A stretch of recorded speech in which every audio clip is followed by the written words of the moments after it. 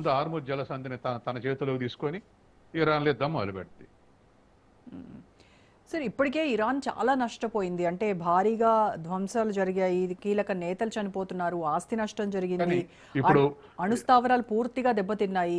అయినప్పటికీ కూడాను ట్రంప్ వెనకడుగు వేయకుండా ఇంకా యుద్ధం ముగియలేదు, ఇరాన్ను పర్మనెంట్గా డెస్ట్రాయ్ చేసేంత వరకు మేము వెనక్కి తగ్గేది లేదు అని చెప్తున్నారు. అంటే ఒకవేళ యుద్ధం ఇప్పటికిప్పుడు ఆగినా సరే ఇరాన్ కోలుకోవాలంటే మరొక 10 ఏళ్ళైనా ఖచ్చితంగా పడుతుంది రీకన్స్ట్రక్షన్కి అని చెప్పేసి అంటున్నారు. అంత డ్యామేజ్ జరిగిందంటారా? ఇరాన్ ఇప్పట్లో కోలుకోదా?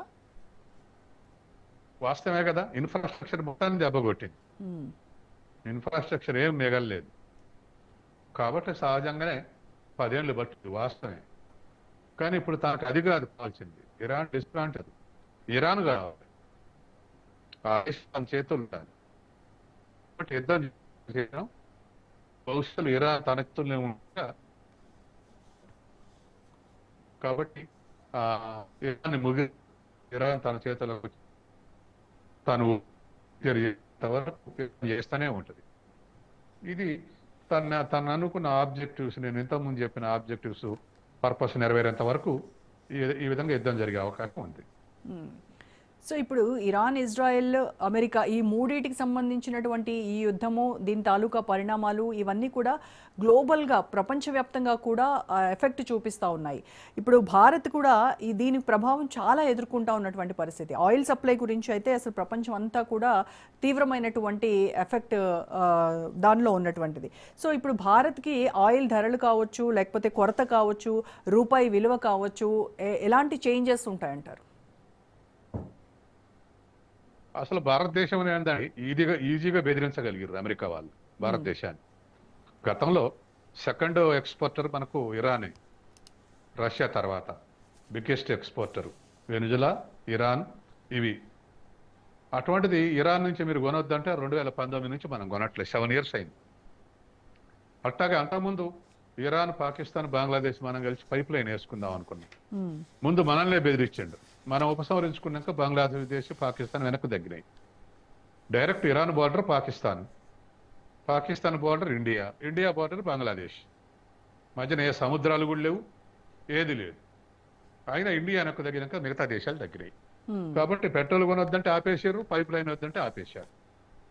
కాబట్టి భారతదేశం మరొకరిని ఎత్తుకోవటం తప్ప ఇది ఎందుకు ప్రతిఘటించిన ఆనవాళ్ళు గత 8 ఏళ్ళుగా లేదు. కాబట్టి ఇవాళ అట్లా కాదు, రష్యా నుంచి కొనొద్దంటే ఆపేశారు. వెనుజులా నుంచి కొనండి, ఇప్పుడు కొనండి అన్నారు, కొంటాం అన్నారు.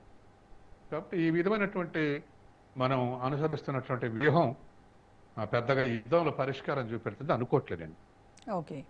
సో ట్రంప్ అడిగినట్టుగా హార్మోజ్ జలసంధికి యుద్ధ నౌకలు పంపించమంటే మిత్ర దేశాలు నిరాకరించాయని చెప్పి ఆయన చాలా అసహనంతో వ్యక్తం చేశారు, అసహనంతో ఉన్నారు అనేటువంటి వార్తలు. సో అప్పుడు నాటోను కూడా ఆయన విమర్శించారు, నాటో చాలా తెలివి తక్కువగా వ్యవహరిస్తోంది అని ఆయన మాట్లాడారు. అంటే ఈ రకమైనటువంటి బిహేవియర్ వల్ల అమెరికా యూరప్ రిలేషన్స్ పైన ఏమైనా ప్రభావం ఉంటుందంటారా ఇన్ ఫ్యూచర్? ప్రభావం ఉండేంత వైరు లేదు అక్కడ. వాళ్ళు ఇంకో ఇరాన్కు సప్లై చేసో లేకపోతే ఇరాన్కు ఇంకేదైనా హెల్ప్ చేస్తే వైరుధ్యం వస్తుంది. మేము రమ్మంటే రానన్నారు వీళ్ళు. ఎందుకంటే ఇది యూరప్ ఇంకా దేశాలు ఇతర ఇన్వాల్వ్ అయితే, మరి చైనా, రష్యా కూడా ఇన్వాల్వ్ అయితే పెద్ద నష్టం జరుగుద్ది. రెండోది, రష్యా చైనా దాడికి పూనుకుంటే అమెరికా ఎక్కడో ఉంది, ముందు నాశనం అయ్యేది యూరపే.